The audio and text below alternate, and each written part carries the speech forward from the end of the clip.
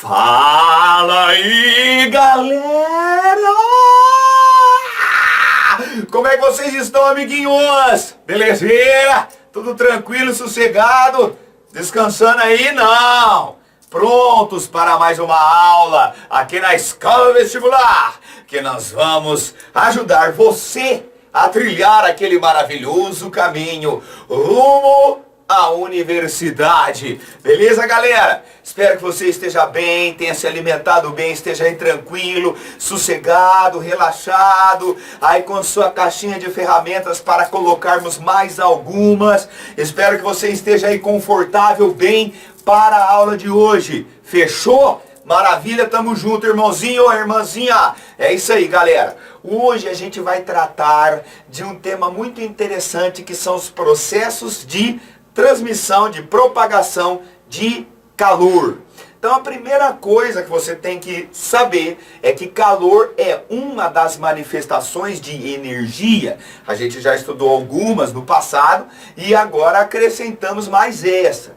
Quando dois corpos estão em diferentes temperaturas, espontaneamente existe uma tendência de ocorrer uma troca de energia, tá? Essa energia ela é trocada até que se estabeleça o equilíbrio térmico.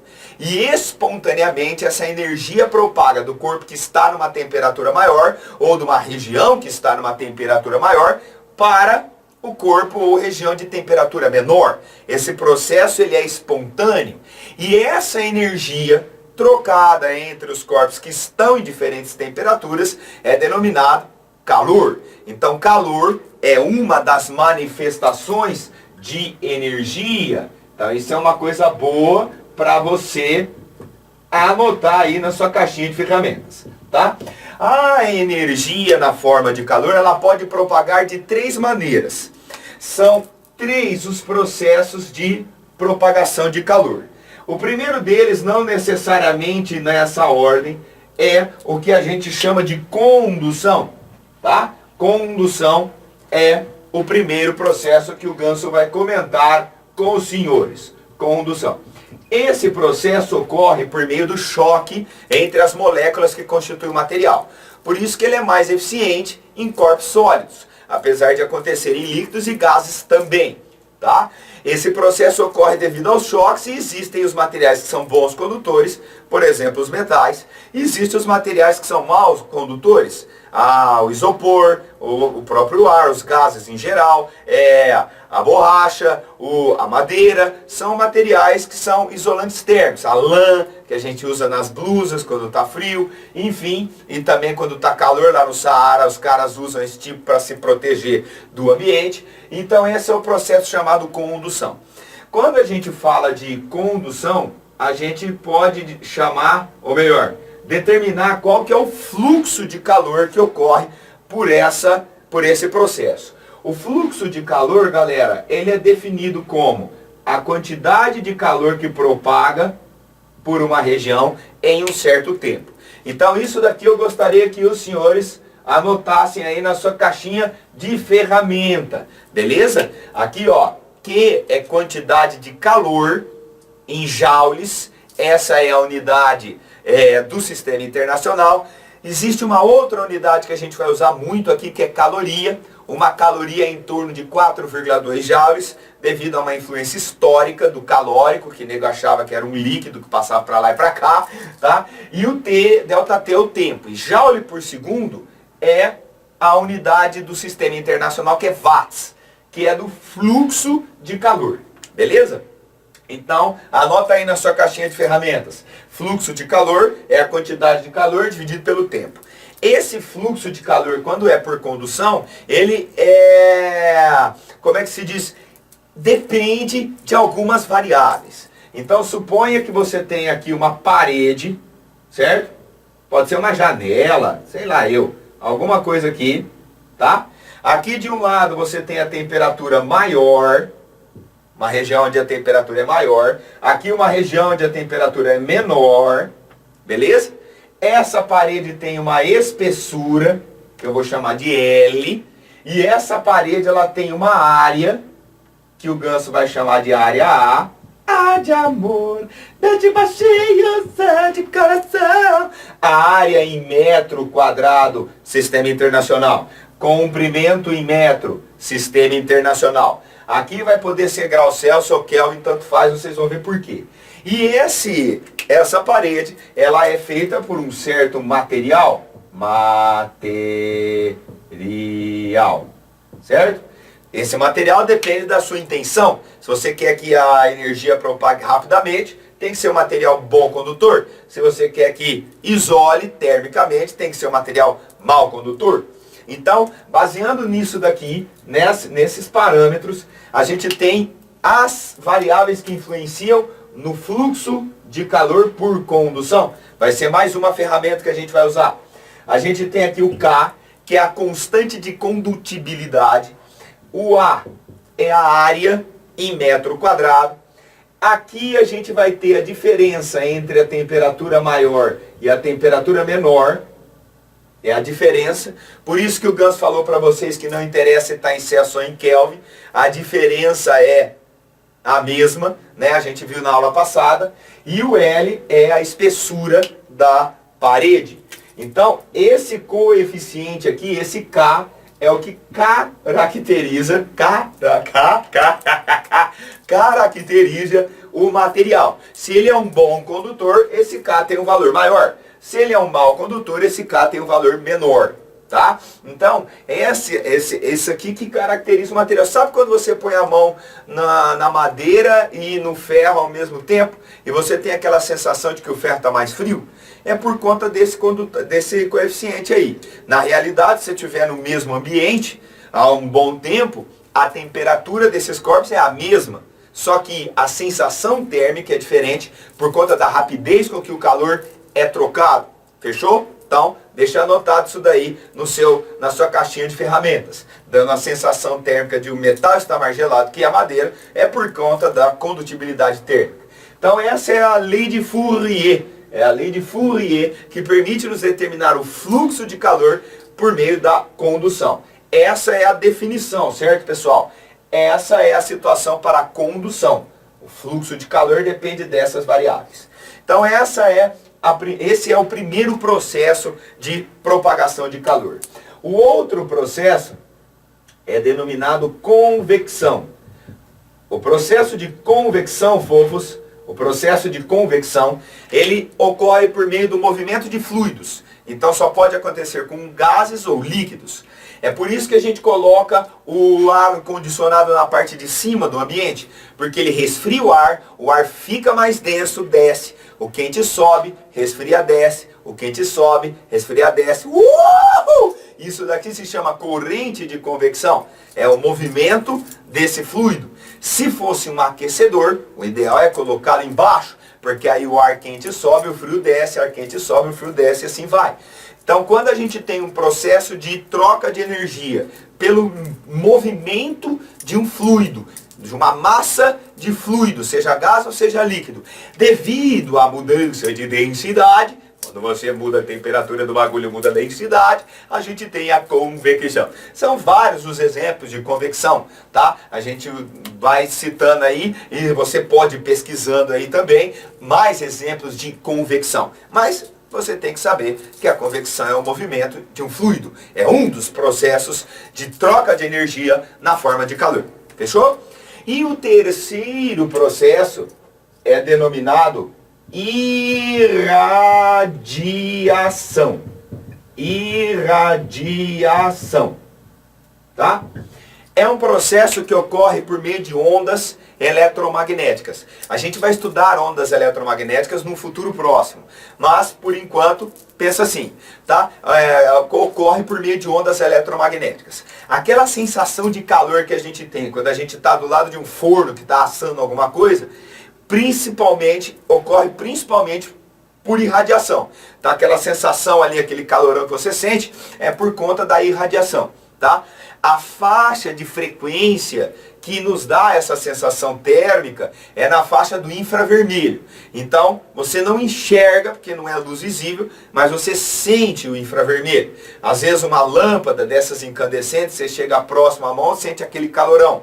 Tá? Aquilo ali está na faixa do infravermelho. E é o único processo que também ocorre no vácuo. Não é que ocorre somente no vácuo, ele também ocorre no vácuo. Beleza? É assim que a energia do Sol chega para nós, aqui, pelo processo de irradiação. E como é uma onda eletromagnética, pode sofrer reflexões em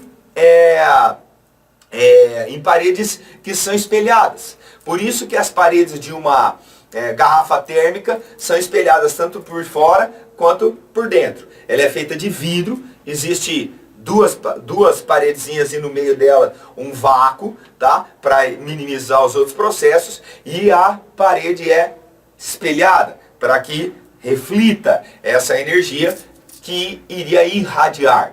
Você já deve ter feito churrasquinho, né? Então você tirou a carne lá, você quer manter a carne quente, onde você põe? Na caixa de isopor. O isopor é um isolante. Além disso, o que você faz também, fofinho? O que você faz também, fofinha? Coloca um papel alumínio. Por quê? Porque você minimiza a irradiação.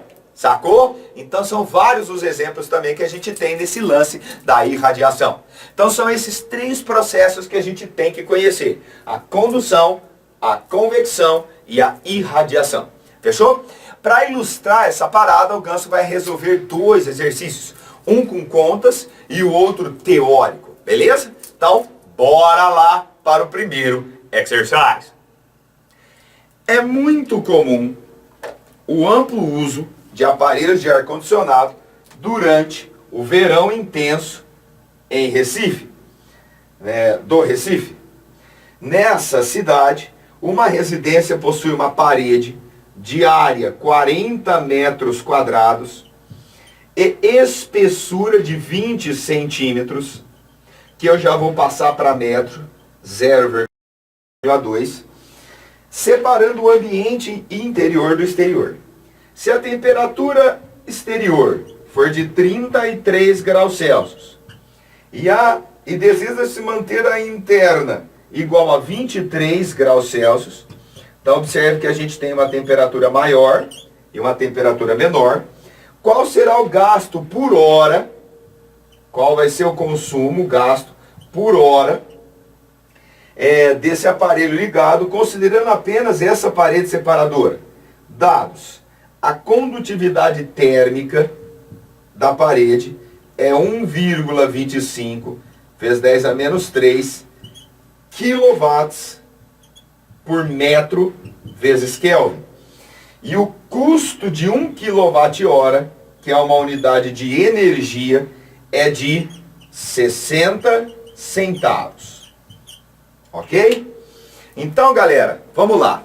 A gente tem que determinar quanto que gasta esse ar-condicionado por hora em grana, tá? Quanto que ele consome em grana por hora para manter essa temperatura interna menor que a externa. Tá? Então esse ar-condicionado basicamente tem que promover um fluxo de calor para resfriar de forma forçada, né? Por isso que ele tem que estar ligado na tomada, na energia elétrica. Ele vai consumir energia elétrica para fazer o seu serviço, que é resfriar o ambiente e jogar calor, né, daqui lá para fora.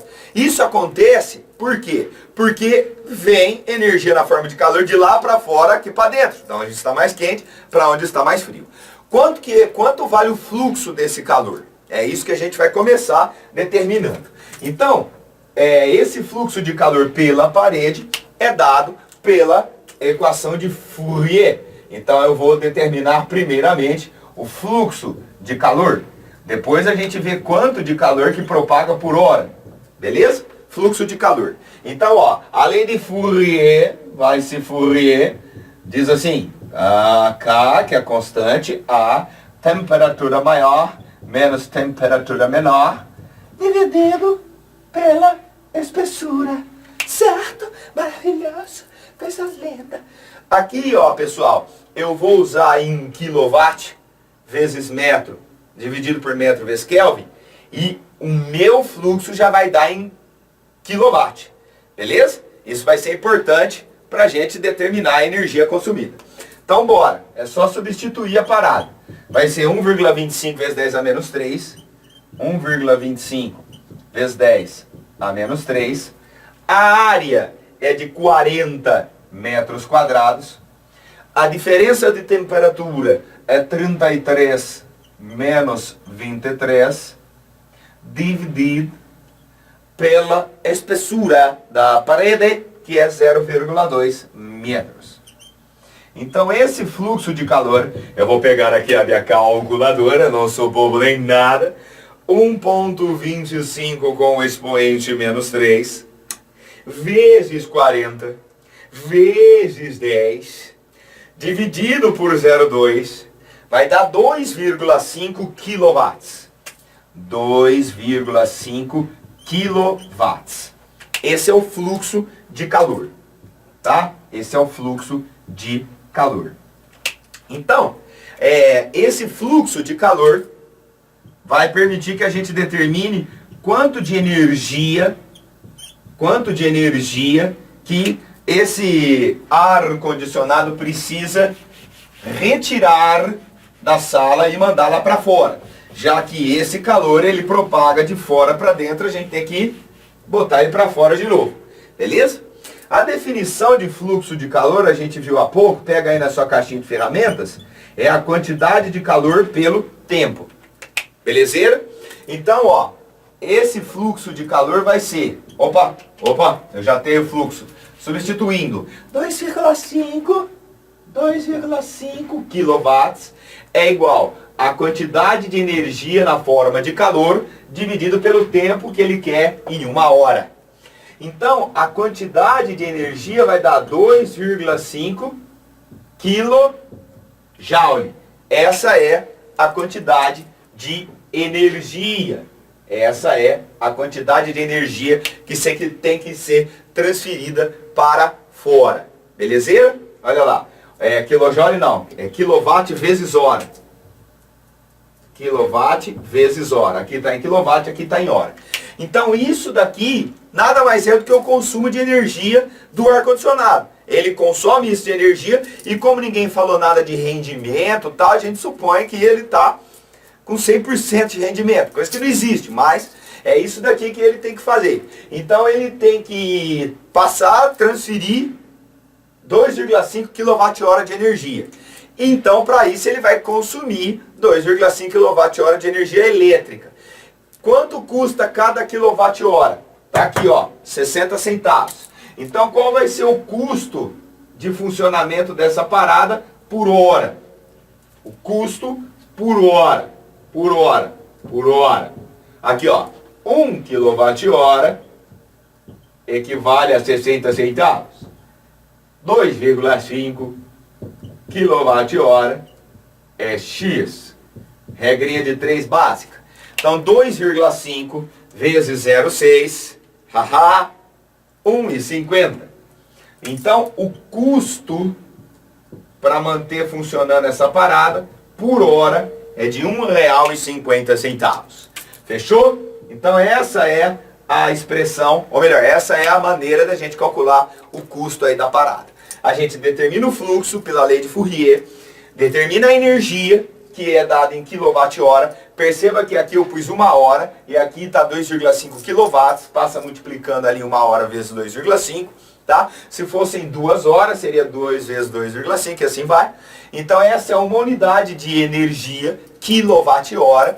E aí a gente faz uma regrinha de 3 simples e determina quanto custa essa parada. Fechou? Então esse é o primeiro exercício, pessoal.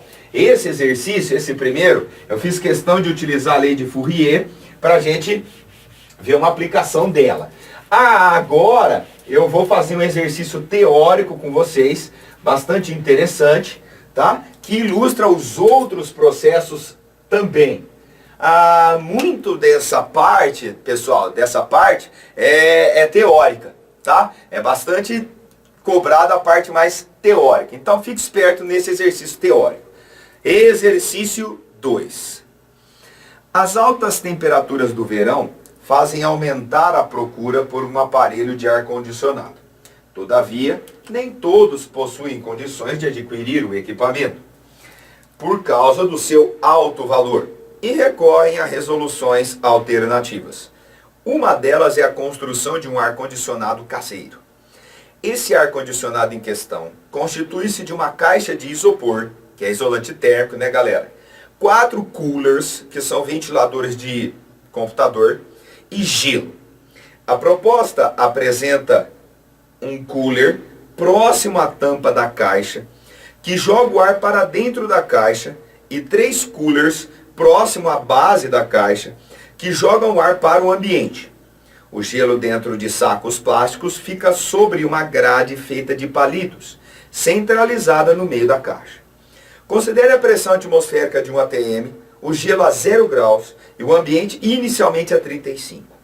Com base no exposto, analise as proposições a seguir, marcando o verdadeiro ou falso para cada uma delas, tá? Com a sequência correta. Então aí tem as 4, 5 afirmativas, e aí eu vou ler com vocês e a gente vai ver qual que é verdadeiro e qual que é falso, beleza? Então vamos lá, galera. Ó, o Gancinho tá com o exercício aqui na mão, você vai prestando atenção e vamos resolver a parada. Ó, o isopor é um bom condutor de calor. Então, as paredes do interior da caixa de isopor devem ser revestidas de papel alumínio para melhorar o funcionamento do ar-condicionado. Que as paredes devem ser revestidas de papel alumínio ajuda, mas o isopor, ele não é um bom condutor. O isopor é um isolante térmico. Tá, essa primeira aí, ó, falciane. Segunda afirmativa. A posição do cooler que joga o ar para dentro da caixa deve ser próxima da base da caixa para que o ar condicionado seja mais eficiente, pois o ar frio é menos denso que o ar quente. Na verdade, aqui nós temos um erro no caso da densidade. O ar frio, ele é mais denso do que o ar quente. Por isso que o cooler joga o ar quente lá por cima, tá? Resfria por conta daquele gelo e aí o ar frio desce e sai pelos coolers de baixo. Então você tem um processo meio forçado, mas essa daí também tá errada. Falciane. Terceira afirmativa. Se as paredes no interior da caixa de isopor forem revestidas de papel alumínio, o ar condicionado aumentará a sua eficiência. Isso está certo, porque quando o ar é resfriado lá, o papel alumínio impede, dificulta a troca de calor com o ambiente, e isso torna o ar condicionado mais eficiente. Coisa linda. O ar que entra na caixa de isopor perde calor para o gelo e esfria, descendo para o fundo da caixa. Perfeito! Esse ar quente que entra troca calor com o gelo, perdendo calor para o gelo e resfriando, e sai da caixa pelos outros coolers, deixando o ambientezinho mais fresco. Beleza? E por fim, o gelo ganha calor latente do ar que entra na caixa e começa a derreter. Como o gelo já está na sua temperatura de fusão, quando ele recebe calor, ele vai começar a derreter. Logicamente que esse ar-condicionado funciona por um tempo, depois vai ter que pôr mais gelo. Mas tá mais fresquinho e tá da hora. Fechou? Então, essa daqui é verdadeira. Beleza? Então, pessoal, aqui a gente tratou dos 3 processos. Sacaram? O papel alumínio impedindo a irradiação, dificultando. A convecção, que é o movimento de fluido promovendo a troca de energia. A condução, que é o que acontece ali com o ar e o gelo. E também o isopor impede esse tipo de processo, a condução. E zás. Esses são os modelos de exercícios que você pode encontrar lá no vestibular. Belezeira? Eu deixei mais alguns aí para você fazer, para você se divertir, mais uma listinha aí. E bora lá, vamos estudar, vamos junto, pau na máquina e vamos nessa, galera. Porque não é fácil chegar, mas nós vamos te ajudar. Beleza? Até a próxima aula, galera. Valeu!